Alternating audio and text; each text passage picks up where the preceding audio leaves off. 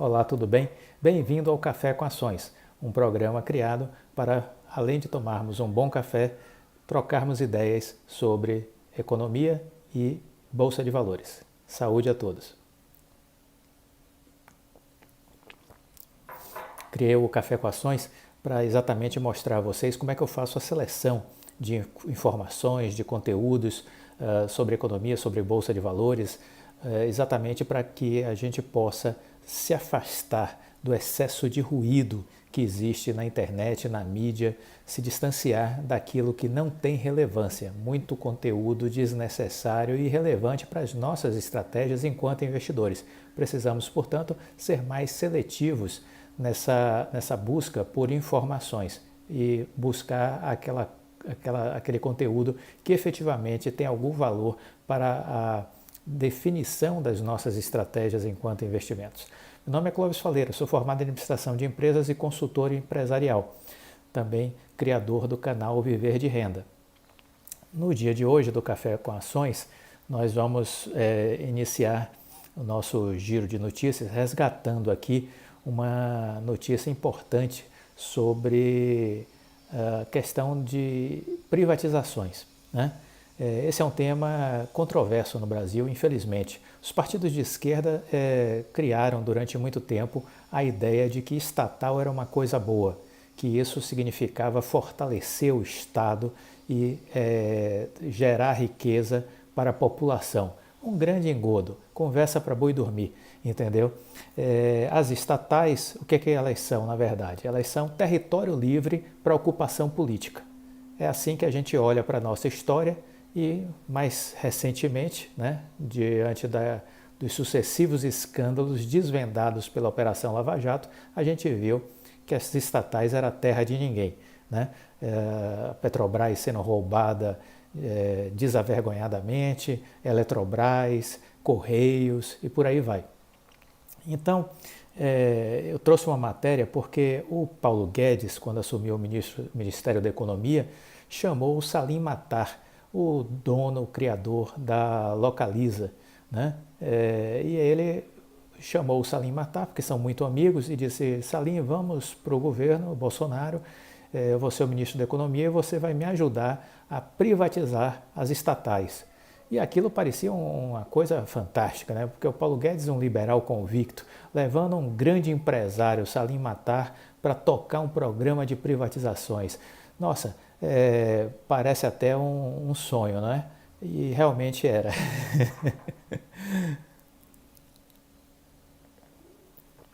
A realidade se mostrou muito diferente. E aí eu trago uma matéria que saiu no Estadão, exatamente um bate-papo que tiveram os jornalistas com o Salim Matar. E aí o que me chamou a atenção nessa entrevista do Salim Matar? Ele deixou o cargo em agosto de 2020, depois de 1 ano e 8 meses dentro do governo. Veja que ele ficou 1 ano e 8 meses, então foi um bom tempo. E aí o que ele diz? O principal assunto tratado por Matar foi a sua participação na Secretaria Especial de Desestatização, Desinvestimento e Mercados. Questionado pelos jornalistas sobre o motivo de ter abandonado o governo, o empresário respondeu que seus objetivos não foram alcançados. Quando eu fui convidado pelo ministro Paulo Guedes, disse ele, para ser secretário, o objetivo era vender estatais. Ao entrar no governo, ele percebeu que o número de empresas controladas pelo Estado, vejam vocês, era muito maior do que ele pensava inicialmente. O ministro havia dito a ele que existiam 134 estatais, esse era o dado oficial.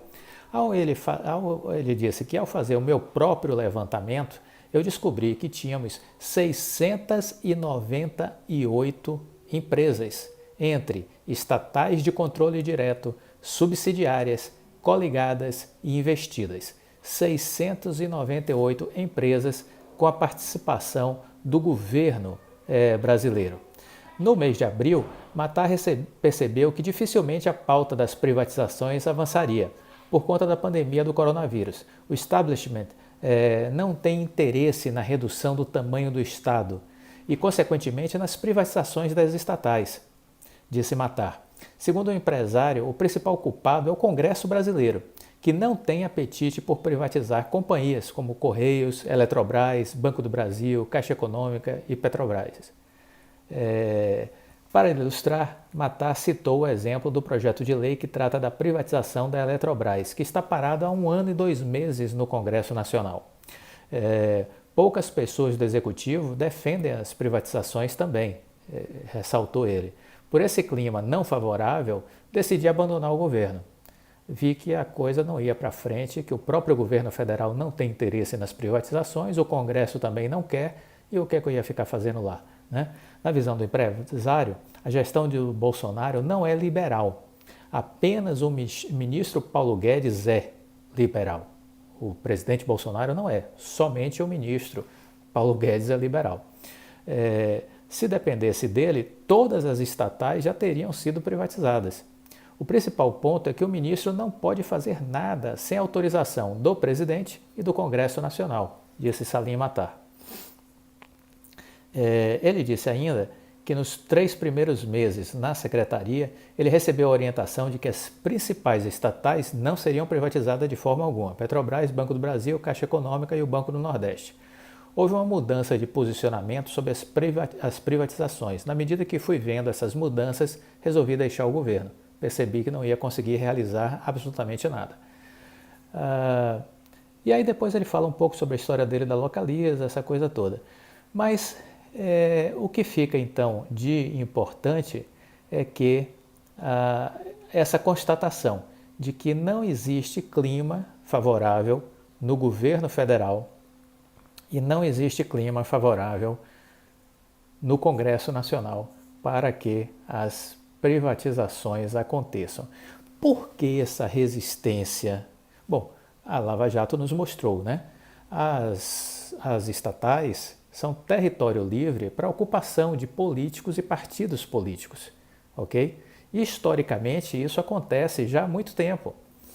Não é uma coisa que nos surpreenda. Há sempre, ao longo dos anos, entra governo e sai governo, muitas denúncias com relação às estatais, né? Lembrem-se que os Correios, o que deflagrou aquela denúncia do mensalão, era um diretor dos Correios recebendo dinheiro e colocando dentro do paletó. Não sei se vocês lembram dessa cena. Ali começou o escândalo do mensalão, né? Porque ali era um esquema envolvendo um partido político, um deputado, se não me falha a memória, e aquilo foi gravado pelo cara que estava dando o dinheiro, estava sendo subornado pelo diretor dos Correios, e depois aquilo veio a público e comprometeu todo o esquema do mensalão, né?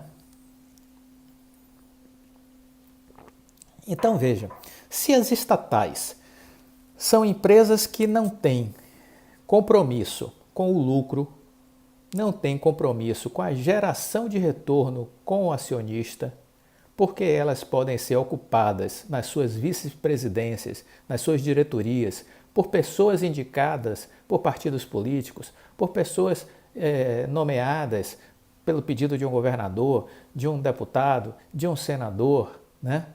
Por que é que a gente vai investir em estatal? Essa é a grande pergunta. Porque às vezes, eu vou dizer assim a vocês, você nunca investiu em estatal? Já teve momentos, mas eu sou contra investir em estatal. Mas você não investiu? Eu investi. Para curto prazo. Eu percebi uma estratégia, uma oportunidade, porque a empresa estava depreciada, e aí eu fui lá, comprei ela na Bacia das Almas, como foi a Petrobras, comprei de 5 e pouco, né, que ela tinha desabado de mais de R$40 para 5 e pouco no final já do melancólico governo Dilma, né?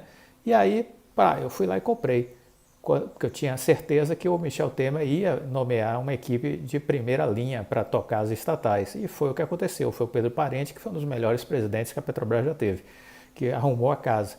E antes do Pedro Parente sair, eu já estava vendendo as ações. Saíram de 5 e foi lá para 23, 24 reais, 25, não me lembro mais. Mas veja, uma operação curta, de 1 ano e meio, 2, entendeu?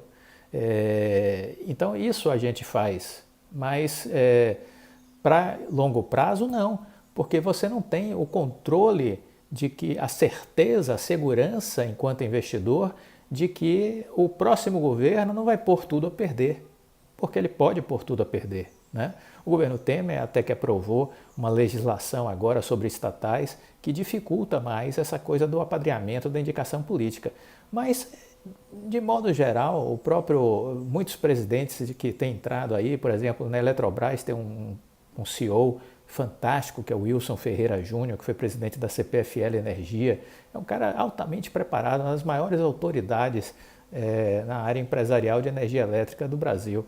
E ele já disse, eu não consigo demitir metade das pessoas que eu gostaria, que estão em cargos de diretoria na Eletrobras, ganhando salários acima de 70, 80 mil reais, para botar o paletó na cadeira e sumir, porque não faz nada. Palavras do Wilson Ferreira Júnior. Entendeu? Não é minha não, foi ele dizendo. Então como é que eu vou investir em estatal? Então a primeira questão que eu quero colocar nesse vídeo é isso. Eu não recomendo investimento em estatais. Fique fora para a saúde do seu dinheiro. Estatal faz mal ao seu bolso. Eventualmente pode até ganhar. Mas cuidado, porque a aposta para médio e longo prazo, o risco de perder é gigante. Porque você não sabe o que vai acontecer ali dentro. Qualquer coisa pode acontecer. Você não tem certeza de nada. Mudou um governo, pode mudar tudo, jogar tudo por água abaixo. Entendeu? Então cuidado, estatal é um ambiente perigoso, eu não recomendo investimento em estatal. Não me interessa se é Sabesp, se é Semig, se é Sanepar, se é Petrobras, se é Eletrobras, Banco do Brasil, não me interessa qual é a estatal. A questão sempre será essa, a estatal é um ambiente cobiçado, para isso ela existe, para ser cobiçado pela classe política. Ora para nomear pessoas para cargos de liderança, ora para montar esquemas. A Lava Jato denunciou isso, montar esquemas de bilhões, não é coisa pouca não, é coisa de tubarão, entendeu? Então, geram prejuízos bilionários para as estatais e, consequentemente, para as ações. Deprecia as ações, essa corrupção toda. Então, essa falta de uma governança sadia, saudável, focada no lucro, para mim, condena todas as estatais no Brasil. Então, esse é meu ponto de vista e essa é a minha defesa. Não ponha seu dinheiro em estatal, não vale a pena.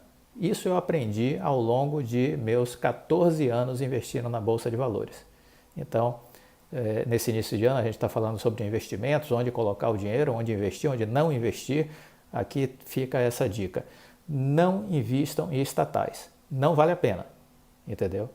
Você quer investir, tudo bem, cada um tem seu direito de escolha, né, seu livre-arbítrio. Eu, pela minha experiência, não costumo investir, salvo se houver uma estratégia de curto prazo, para que eu perceba que vai valer a pena, porque vai acontecer alguma coisa, que vai dar uma explosão naquela ação, e aí eu vou ganhar, realizo e saio dela, entendeu? Então, essa é a minha visão sobre estatais. Agora vamos falar sobre setor aéreo. Por que eu quero falar sobre setor aéreo?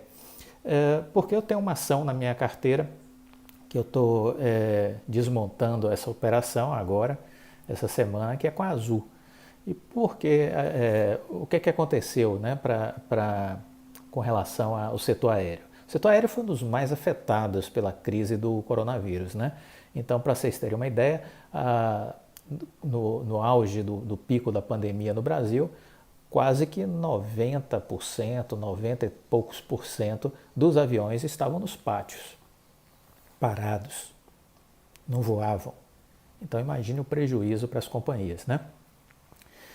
A queda de demanda chegou a 94,5%.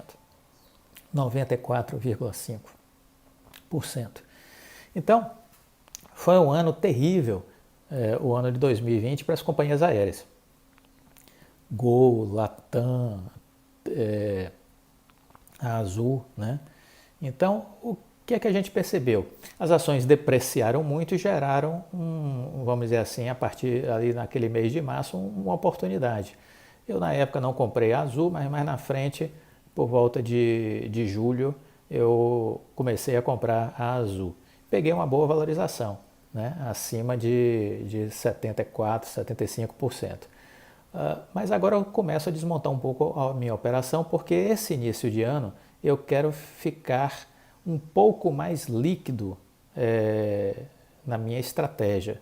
Ou seja, eu quero vender alguns ativos, diminuir a exposição em alguns ativos e ficar com mais dinheiro guardado na conta. Por que isso? Porque eu estou na expectativa de que vai haver uma realização em algum momento nesse primeiro trimestre, vai acontecer.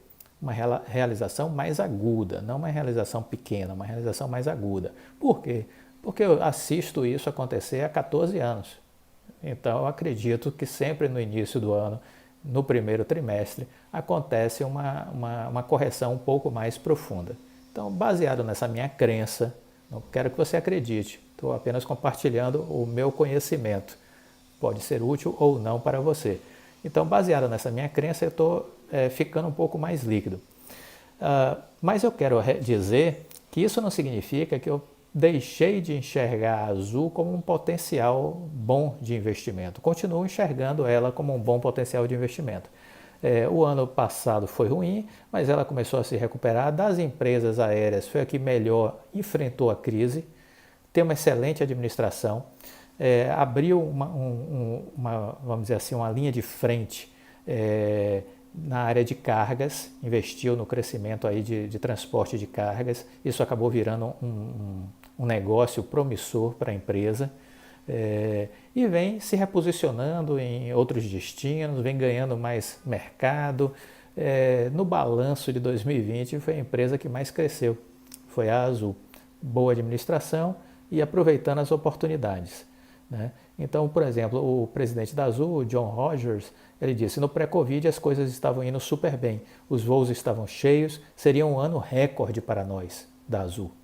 Aí, de repente, tudo parou. A paralisação de voos foi global e o setor acabou sendo um dos mais atingidos pela crise do coronavírus. O impacto foi tão profundo que rapidamente governos passaram a resgatar empresas aéreas privadas. Os Estados Unidos inicialmente colocou 25 bilhões de dólares para salvar as companhias aéreas. A Alemanha fez o mesmo para socorrer a Lufthansa, né? Aqui no Brasil, houve um programa de socorro liderado aí pelo BNDES, mas que a Azul preferiu não utilizar. Encontrou seus próprios mecanismos para fazer a gestão da crise e a sua gestão de caixa, tá? Então, eu diria assim, que continuo enxergando a Azul, ela desvalorizou em relação ao seu pico, que ela estava em janeiro, fevereiro de 2020, ela ainda não recuperou esse valor do início do ano de 2020. E agora eu estou, vamos dizer assim, tirando um pouco o pé do acelerador, começando a tocar no freio nos meus investimentos e estou tirando a Azul, estou reduzindo a minha exposição à Azul na minha carteira, mas estou sim acreditando de que a empresa continua sendo uma boa opção de investimento. Então esse era um retorno, porque muitas pessoas têm me perguntado: você está tirando a Azul da sua carteira, o que foi que aconteceu? Você está achando que a empresa não vale a pena? Não, eu continuo achando. Agora eu estou apenas montando uma estratégia, a minha estratégia. Você tem que ter a sua. Entendeu? A minha estratégia hoje é reduzir um pouco a exposição em alguns ativos e ficar mais líquido, ficar com mais dinheiro. Porque eu tenho uma tese que eu acredito que vai haver uma correção um pouco mais aguda entre janeiro e março desse ano. Ainda estamos numa tendência de alta, mas entre janeiro e março deveremos vivenciar essa experiência de uma correção um pouco mais aguda. Então, sobre o setor aéreo, o que eu queria dizer é isso. O setor aéreo ele acaba sendo automaticamente beneficiado, né, pelas vacinas. Então, nós estamos muito mais próximos do que longe das vacinas. Então, naturalmente, a gente vai estar vendo um movimento, né, de crescimento do mercado novamente de aviação. A Azul, vale a pena vocês saberem que a Azul hoje já está com 80% dos seus assentos, vamos dizer assim, vendidos. Então, ele já tá trabalhando a 80% em relação a 2019. Então, é uma boa recuperação. As rotas internacionais, obviamente, continuam indo afetadas, porque os voos internacionais ainda estão com muitas restrições. Mas, de qualquer sorte, os voos domésticos cresceram muito bem. Há uma recuperação interessante com relação ao mercado de voos domésticos, né, que vem crescendo e eles já estão a 80% da sua capacidade de, vamos dizer assim, de voo, né? Então é isso, quer dizer, é um mercado que está ligado diretamente com vacinas, anda reprimido. Na hora que as vacinas acontecerem e o mundo voltar a uma normalidade, eu acho que o aumento de voos vai ser muito rápido. As pessoas estão represando, né, as viagens, essa coisa toda, então eu acredito numa explosão positiva aí de demanda, né, e enxergo a Azul como a empresa mais bem estruturada para surfar essa onda de crescimento, né? E recuperando sua máxima histórica de valor, que foi no início de 2020, e quem sabe indo além, porque se trata de uma empresa bem administrada. Então, nesse café com ações desse dia de hoje, em resumo, nós falamos um pouquinho sobre estatais, o meu ponto de vista, minha tese em relação às estatais, e um pouquinho do setor aéreo, aí eu dando a minha ênfase a uma ação que está na minha carteira de ações e que eu ainda enxergo ela com bons olhos para 2021. Apenas estou retrocedendo um pouco os meus investimentos por uma questão de estratégia pessoal. Mas é uma ação que continuará no meu radar e que eu continuo enxergando ela como uma boa opção para investimento ao longo de 2021, certo? Caso a correção realmente aconteça, como eu tenho essa ideia de que vai ser uma correção um pouco mais aguda até março, provavelmente teremos novos pontos de entrada, não só para a Azul, mas para todas as outras ações que vierem a corrigir, né? Então teremos novos pontos de entrada e a oportunidade de comprar as ações um pouco mais barata do que elas estão hoje. Vamos aguardar para ver se isso se concretiza. Mas essa era a tônica do nosso Café com Ações de hoje. Espero que isso seja útil para vocês e até a próxima. Deixe o seu like e compartilhe com os amigos. Um abraço, tchau.